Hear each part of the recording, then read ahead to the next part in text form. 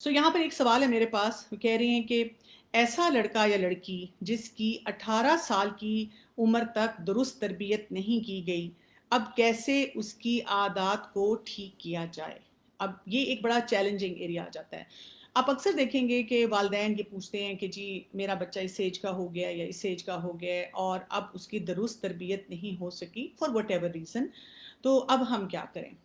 पहली बात तो हमें ये समझनी है कि बहुत से जो एक्सपर्ट्स हैं वो ये कहते हैं कि जो असल बच्चों के सीखने का टाइम होता है वो फर्स्ट 7 ईयर्स होता है और पहले 7 साल में हमने बहुत ज़्यादा मेहनत करनी है बच्चों पे।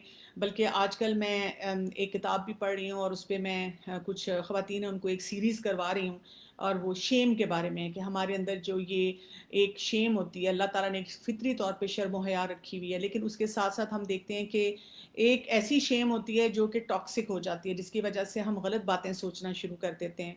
तो उसका आगाज़ भी जो है उसका मतलब अच्छी हेल्दी तरीके से उस शेम का डेवलप होना हमारे वालिदैन के अपने कनेक्शंस के साथ होता है।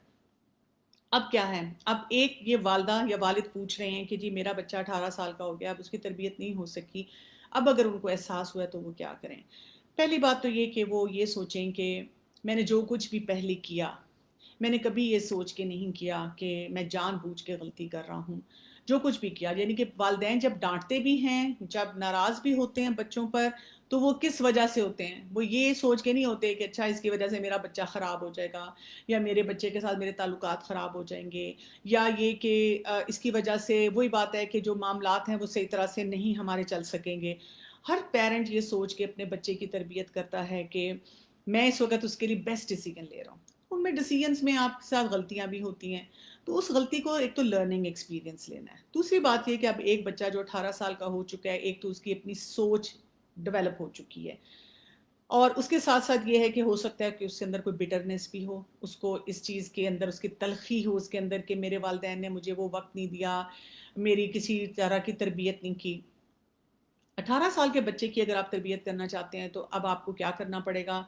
एक तो वो चीज़ें सीखनी पड़ेंगी, वो स्किल्स सीखने पड़ेंगे जिसके साथ आप सबसे पहले अपने उस बच्चे के साथ रिलेशनशिप को स्ट्रॉन्ग करें। अपने ताल्लुकात को उसके साथ बेहतर करें। जब आपके ताल्लुकात उसके साथ बेहतर होना शुरू होंगे, तो फिर आप उसको आहिस्ता-आहिस्ता, छोटे-छोटे तरीके से आहिस्ता-आहिस्ता सिखाना शुरू करेंगे। टाइम ज़्यादा लगेगा यानी देखिए ना कि एक अगर आप पौधा बीज लगाते हैं, पौधा उगाते हैं और शुरू से उसकी नशो-नुमा करते हैं, वो एक और तरीके से ग्रो करता है। और एक ये कि जो पौधा आप लगाते हैं और या बीज आपने जो किए लगाया था, वो आपने उसको नहीं हैप्पैज़र्ड जाने दिया।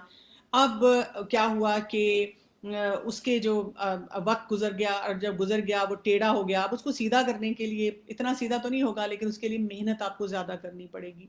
तो जितनी आप मेहनत करते चले जाएँगे, आप देखेंगे उससे फ़र्क पड़ेगा और इस उम्र के बच्चों के लिए जो एक काम आप बहुत ज़रूरी कर सकते हैं, जिससे कि आपको बहुत ज़्यादा फ़ायदा होगा, वो ये है कि तहज्जुद की नमाज़ में उठ के उसके लिए दुआ करें। हर नमाज़ के बाद उसके लिए दुआ करें। इस्तिग़फ़ार की तस्बीह बहुत ज़्यादा करें। अल्लाह के आगे जैसे कहते हैं ना कि तवील सजदे करें और इसके साथ-साथ ये कि सदका दें। इसके साथ-साथ ये कि सोसाइटी में और जो दुखी लोग हैं, उनकी खिदमत करें। किसी की दुआ लगती है ना, उससे भी फ़र्क पड़ता है और अपने रब से अच्छी उम्मीद रखें। तो माँ वालिदैन की दुआ जो है वो कबूल होती है, तो उससे भी आप देखेंगे कि आपको इंशाअल्लाह फ़ायदा पहुँचेगा।